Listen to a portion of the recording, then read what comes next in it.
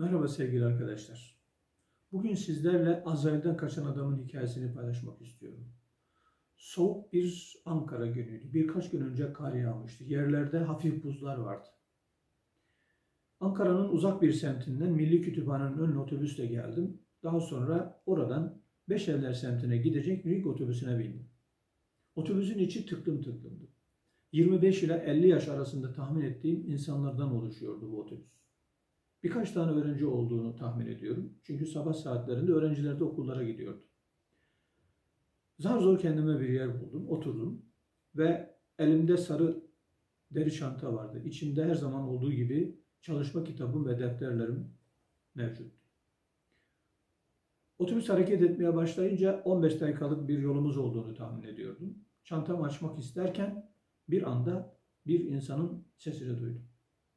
"Çantanız da çok güzelmiş," diyordu ses. Benimle birlikte herkes o adama doğru baktı. Ankara'da otobüsler genelde çok sessizdir. İnsanlar birbirini tanımadığı için birbirleriyle sohbet etmezler, konuşmazlar, hal hatır sormazlar, tanışmazlar. Bu kadar sessizliğin içerisinde bir insanın bir başka kişiye iltifat edip "çantan da çok güzelmiş" demesi herkesin dikkatini çekmişti. Benim de çok dikkatimi çekti. Acaba dedim, bu adam rahatsız bir insan mıydı? Yani aklında bir problem var mıydı diye kendi kendime düşündüm. Sonra kıyafetine baktım. Kıyafeti düzgündü. Çok yeni olmasa dahi düzenli bir kıyafet giydiğini gördüm. Kravat takmıştı, güzel bir gömlek, bir takım ceket, üzerinde bir palto, başında bir kasket ve elinde eski bir çanta vardı. Çok yeni durmuyordu ama temiz ve düzenli bir kıyafeti olduğu belliydi. Sonra herhalde dedim, bu amca yaklaşık 70-75 yaşlarında bir kimseydi. Sakal tıraşı olmuş, dinç bir insana benziyordu. Herhalde dedim, bu benimle konuşmak istiyor. Neden sabah sabah "çantan da çok güzelmiş" diye bana iltifat etsin, tanımadığım birisi.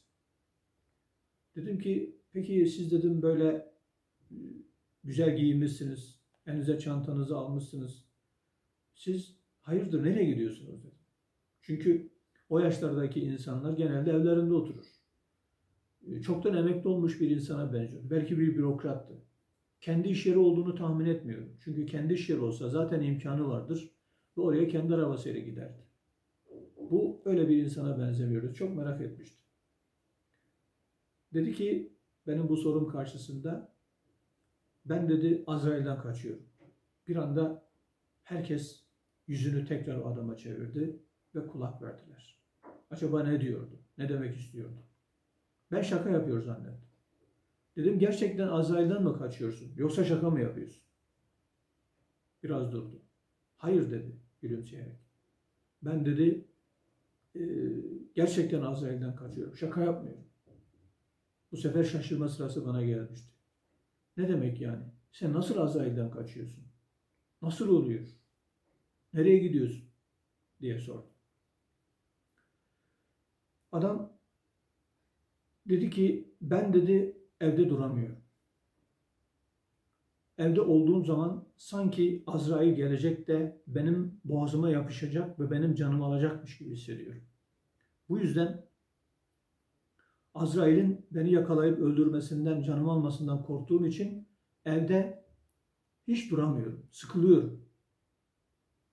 Çok moralim bozuluyor. Bu yüzden sabahleyin kalktığım zaman kahvaltımı yapıyorum, tıraşımı oluyorum. Sonra çantamı elime alıyorum, kıyafetimi düzgün bir şekilde giyiyorum. Allah'a ısmarladık diyorum, evden çıkıyorum. O çıkış, akşam belli bir saat sonra tekrar eve dönüyorum. Eve geldiğim zaman tekrar sıkıntılar başlıyor. Aynı durumları tekrar hissediyorum. Ama sabaha zor ediyorum. Sabah olduğunda aynı şekilde tekrar yola çıkıyorum ve Ankara'nın her tarafını otobüsle, bazen metroyla, bazen yayan dolaşıyorum. En uzak semtlerine kadar gidiyorum Ankara'nın. Zaten bize de otobüs bedava olduğu için herhangi bir maddi kaybım da olmuyor, zararım olmuyor. Bunun üzerine, "Evlisiniz herhalde, yani sormamın bir mahsuru yoktur" diye söyledim. "Evet," dedi. "Peki hanım nerede?" dedim. "Eşim de evde," dedi. "Peki ne yapıyor? O Azrail'den korkmuyorum, Azrail'den kaçmıyorum. Siz kaçıyorsunuz, o ne yapıyor? Nasıl baş ediyor böyle bir duygu ve düşünceyle?" diye sordu. Hayır dedi. Çok tuhaf bir durum. Her gün dedi ben bakıyorum o birkaç tane arkadaş bulmuş kendi gibi yaşlı. Oturuyorlar. Yasin midir nedir bir şeyler okuyorlarmış. Tesbih çekiyorlarmış. Dua ediyorlarmış. Bir şeyler yapıyorlar. Ve asla bir günden bir güne ben Azrail'den korkuyorum, Azrail'den kaçıyorum, ölümden korkuyorum demedi. Hiçbir zaman. Ama ben çok korkuyorum ve bu yüzden her gün evden çıkıyorum. Bu arada otobüsümüz son durağa yaklaşmıştı. Otobüsten birlikte indik. Kendisine dedim ki bak amca, sizin hanım herhalde iyi bir yolda. Hanımefendi ölümden korkmuyor, Azrail'den korkmuyor. Sizin gibi sokak sokak, cadde cadde, Ankara'yı sem dolaşmıyor. Otobüslere binip, metrolara binip Azrail'den kaçış denemeleri yapmıyor. Acaba onun gittiği yolda bir hakikat mi var? Bir doğruluk mu var? O korkmadığına göre sen de bu hanımın gittiği yolu bir araştırsan, ne yaptıklarını bir öğrensen iyi olmaz mı? Nasıl olur? Diye söyledim. Hayır dedi, ben öyle şeylerle ilgilenmiyorum. Ben öyle şeylerle bugüne kadar hiç ilgilenmedim. Bundan sonra da ilgilenmiyorum. Ama Azrail'den çok korkuyorum. Ve ondan sürekli kaçıyorum dedi. Tabii ben kendimi tanıttım bu arada. Ve ona Kur'an-ı Kerim'den bir ayet-i kerim okudum. Dedim Kur'an-ı Kerim'e inanıp inanmadığını bilmiyorum. Yani bu konuda seninle konuşmadım. Ancak ben Müslüman bir insanım ve Kur'an'la ilgili çalışmalarım var. Ve sana bu Kur'an-ı Kerim'deki Allah'ın bu ayetini hatırlatmak istiyorum. O ayet-i kerimesinde Cenab-ı Hak Cuma suresi 8. ayet-i kerimesinde şöyle buyuruyor. Sizin kaçıp durduğunuz ölüm var ya, o sizi yakalayıverir. Bu ayet-i kerimeyi ona hatırlattıktan sonra tekrar bak amca dedim, hanım mutlaka iyi bir yoldadır. Sen lütfen onun yolunu araştırmaya bak. Ne olur? Ve bu ölüm ve Azrail'den kaçma işlerini bir kenara bırakırsın o zaman belki.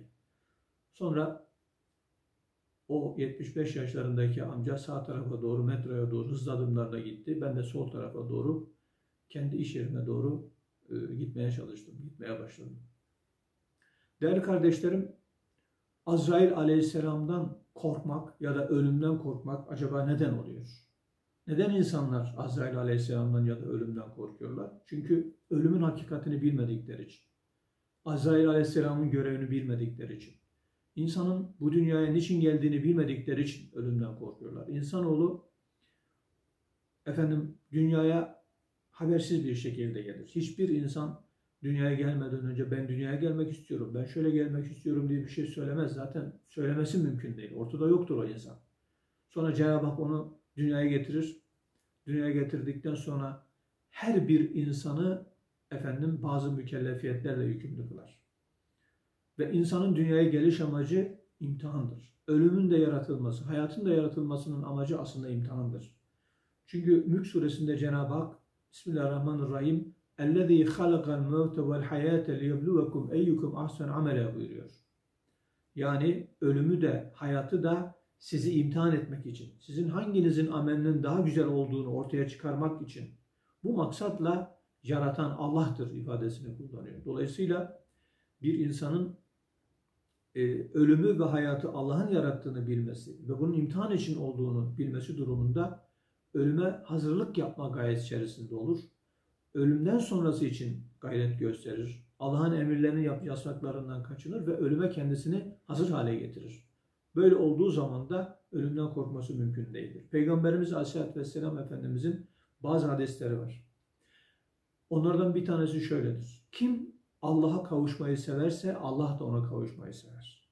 Kim Allah'a kavuşmaktan hoşlanmazsa Allah da ona kavuşmaktan hoşlanmaz buyurur. Allah'a kavuşmaktan hoşlanmak, Allah'a kavuşmayı sevmek ancak insanın dünyada Allah'ın emirlerini yerine getirmesiyle mümkündür. Allah'ı her şeyden daha çok sevmesiyle mümkündür. Aksi takdirde ölümden kaçış, Azrail'den kaçış her zaman insanın düşüncesi olacaktır ve bunu yapmaya çalışacaktır. Ama bir insan Azrail'den kaçması mümkündür. Bir başka gün, yine Ankara'dayım, bir otobüsteyim. Şoför, çabuk olun, çabuk olun beyler, bayanlar çabuk olun, bıktım artık sizden dedi kızarak. Ben de tam otobüse biniyordum. Dedim, şoför bey neden kızıyorsun bunlara, böyle konuştun dedim. O da dedi ki bir otobüse bak bakalım dedi. Bir baktım otobüsün içerisine. Otobüs doluydu ve hemen hemen hepsi 65 yaş üzeri insanlardı. 70-75 yaşta, belki 80 yaşında insanlar vardı. Bir kısmı zor yürüyordu bunlar. Bir anda otobüste konuştuğum insan aklıma geldi. Sonra şoför bey devam etti. Bak dedi, bunlar dedi zor yürüyorlar. Hatta dedi geçen bir tanesi caddeden karşı karşıya geçerken öldü. Cenazesini alıp götürdüler. Kimdi, kimin nesiydi, neydi hiç bilemedik, anlayamadık. Hatta bir tanesi de otobüsün içerisinde vefat etti, öldü. Bunu anlattıktan sonra şoför bey ben de şunu anladım. Demek ki bir insan ne kadar Azrail'den kaçıyorum derse desin, aslında Azrail'den insan kaçmıyor. Azrail nerede insanı karşılayacaksa oraya gidiyor. Yani bu şunu gösteriyor. İnsanın ölümden kurtulması, kaçması mümkün değildir. Çünkü bir başka ayet-i kerimede Yüce Rabbimiz, çok sağlam kaleler içerisinde saklansanız dahi ölüm mutlaka size ulaşır buyuruyor. Nerede olursanız olun. Azrail Aleyhisselam'ın gelmeyeceği, ölümün ulaşmayacağı bir yer yoktur. Dolayısıyla ölümle barışık olmaktan, Azrail'le barışık olmaktan başka çare yoktur. Bir insan ruhunu Allah'ın bir meleği olan Azrail'e teslim ediyor. En güvenilir varlığa teslim ediyor ve ondan sonra da öldükten sonra dirilmeyi, ahiret hayatını kabirde bekleyecek bir pozisyona giriyor. Bunu böyle düşünen bir insanın ölümden korkması, Azrail'den korkması mümkün değil. Öldükten sonra yaşama inanan bir insan ve dünyada amellerini güzel yapan bir insanın ölümden korkması, Azrail'den kaçması elbette mümkün değil değerli kardeşlerim.